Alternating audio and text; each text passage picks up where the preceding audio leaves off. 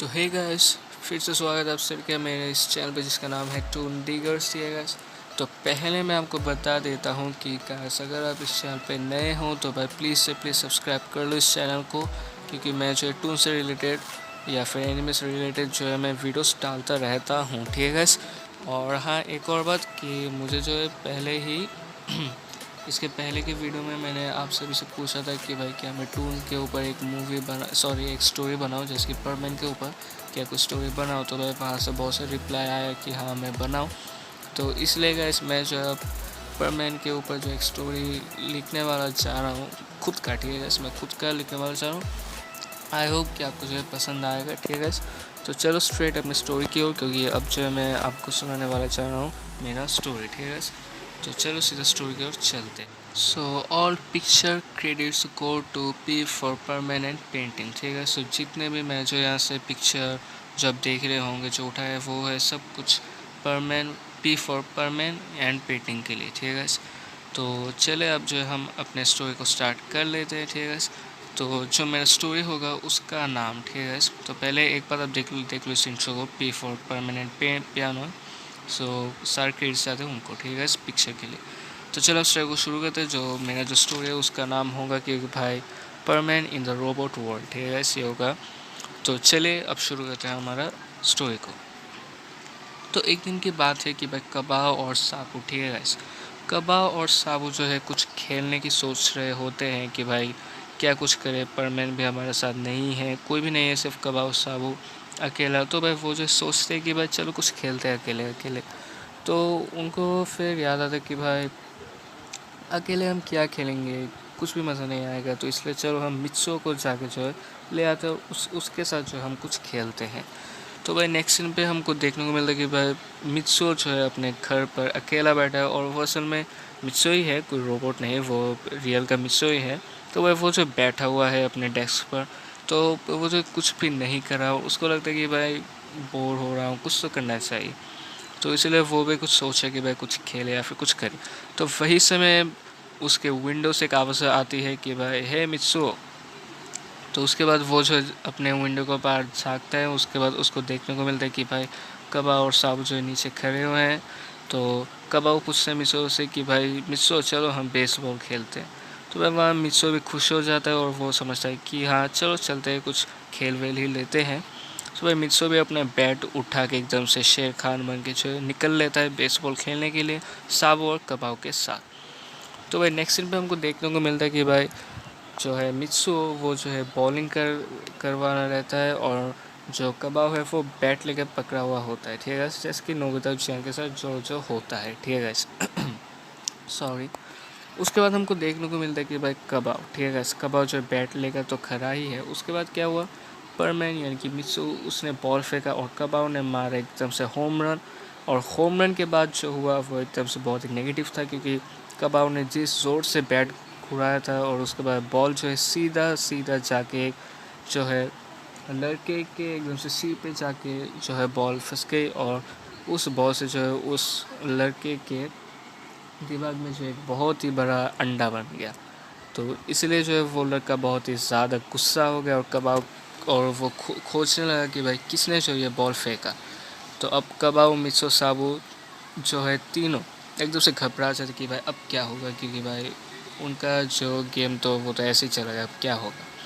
तो उसके बाद जो है वो बड़ा लड़का जो है फिर से आता है, और उसके बाद मित्सो भी वहाँ पर होता है, और वो बड़ा सा लड़का जो मित्सो को जाके कहता है कि भाई बताओ ये किसने किया, मैं उसको छोड़ूंगा नहीं।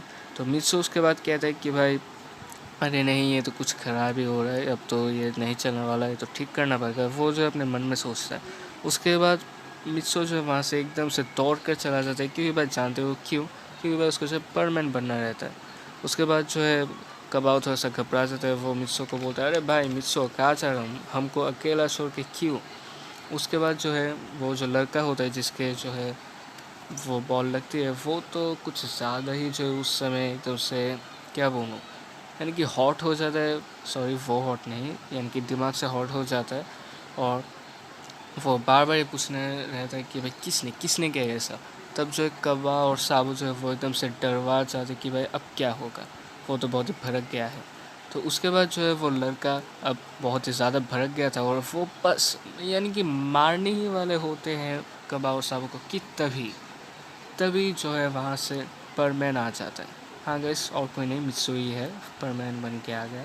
उसके बाद जो है परमैन आके उस लड़के को बोलते कि भाई हे, तुम ये क्या कर रहे हो, तुमको दिखता नहीं क्या।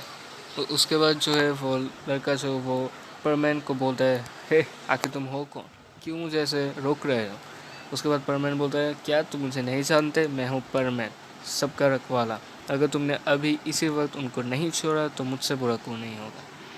तो उसके बाद जो है वो जो रहता है वो लड़का वो और ज़्यादा भड़क जाता है, और वो क्या करते कि वह परमैन के हेलमेट पर मार देते, समझ गए होंगे, हेलमेट के ऊपर जो वो मार देता है।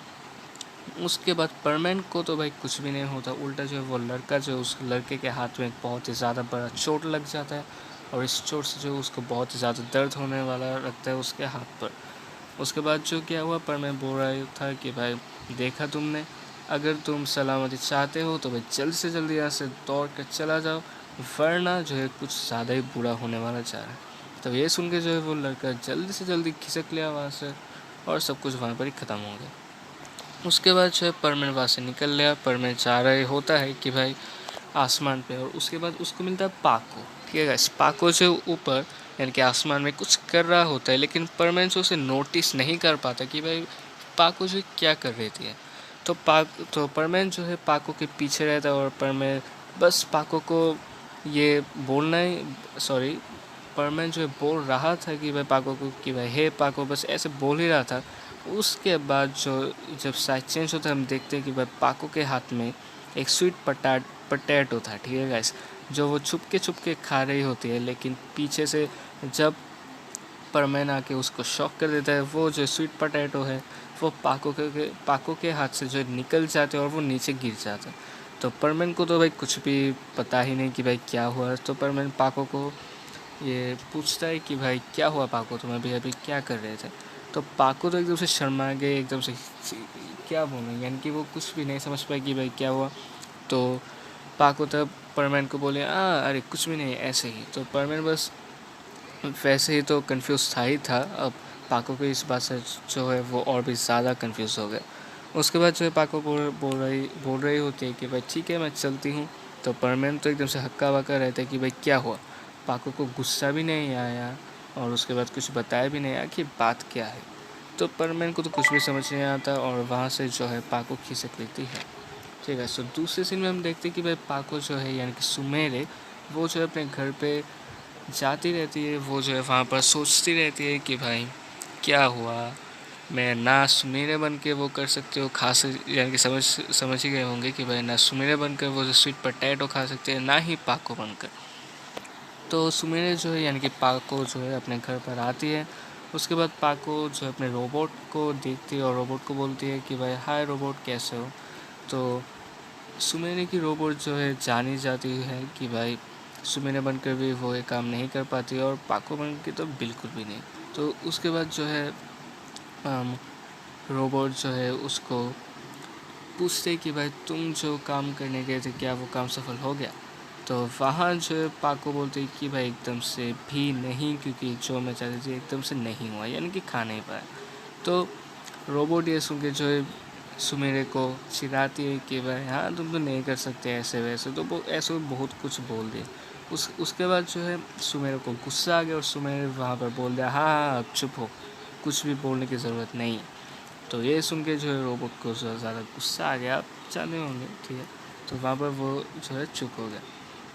उसके बाद जो है परमैन आता है अपने घर पर, और उसके बाद परमैन देखते हैं कि भाई उसका रोबोट जो है टीवी चला के बैठा हुआ है। तो भाई परमैन गुस्से में आके बोलते क्या तुम अभी तक अपना होमवर्क नहीं करे, क्या करे। उसके बाद रोबोट बोलता है अरे भाई अभी तो सुमेर का शो शुरू होने वाला चाहिए, क्या कर रहे। उसके बाद परमैन बोलता है अरे हाँ मैं तो भूल ही गया था। तो परमैन का सुमेर का शो जब शुरू होने वाला था, तो सब टीवी के आगे आके वहाँ जो है बैठ गए। उसके बाद हम सीन चेंज होते देखते कि भाई सुमेरे, ठीक है गैस, तो सुमेरे जो है अपनी ड्रेस चेंज कर रही रहती है। उसके बाद जो है सुमेरे को बहुत सी एक अजीब सी आवाज़ सुनाई देती है। बस सुमेरे को ये नोटिस नहीं हुआ कि भाई ये आवाज़ थी कैसे। तो सुमेर अपने जो है डोर, ठीक है गाइस, यानी कि जो अपना दरवाज़ा है उसके पीछे से कुछ डार्क या फिर काला कलर की जो कुछ चीज़ उसको नोटिस होती है। वो तभी जो है वहाँ पर जाके जो बोल देती कि भाई कौन है वहाँ। तो वहाँ से एक आवाज़ आती कि भाई हा हा हा, मैं हूँ ईवल ऑफ डार्कनेस। ये सुनकर जो है सुमेर को कुछ भी, यानी कि उसको समझ ही नहीं आया, उसको अजीब सा लगे ये आखिर है क्या। तो सुमेर उसके बाद जो उसको बोलती है, रिप्लाई देती है कि भाई क्या, तुम कौन हो, लेकिन सुनो तुम आखिर हो कौन, तुम अपना चेहरा दिखाओ फिर मैं देखती हूँ तुम्हें। तो उसके बाद जो है जब वो बोलते हैं, यानी कि जब सुमेर बोलते कि अपना चेहरा दिखाऊं, उसके बाद जो है हमें देखने को मिलते हैं कि भाई वहाँ से बड़ा सा हाथ, ठीक है गाइस, बड़ा सा हाथ जो है वहाँ से आते एकदम से, ठीक है गाइस। एक काला कलर का हाथ में थोड़ा सा बोलते ब्लड ब्लड टाइप का होता है, और भाई एकदम से बहुत ही बड़ा हाथ जो है सुमेर के मुंह पर, ठीक है, सुमेर के मुंह जितना बड़ा जो है वो ऐसे जो है बाहर आता है, और हमको देखने को मिलता है कि भाई वो हाथ जो है सुमेर को जस्ट पकड़ के कुछ करने वाली होती है, ठीक है। तो उसके बाद जो है क्या होता है वो आपको देखने को मिलेगा हमारे सेकंड पार्ट में, ठीक है गाइस। तो चैनल को सब्सक्राइब करके रखना, क्योंकि भाई ऐसे जो है अपने परमानेंट से रिलेटेड ऐसे स्टोरीज बनाता रहूँगा। तो भाई चैनल को सब्सक्राइब कर लो, नोटिफिकेशन बेल दबा दो, ठीक है गाइस, और परमानेंट से रिलेटेड वीडियोस आपको मिलते रहेंगे। तो नेक्स्ट पार्ट जल्दी आएगा, वेट कर लेना। तो बाय गाइस, मिलते हैं अगले वीडियो में, तब तक के लिए बाय बाय।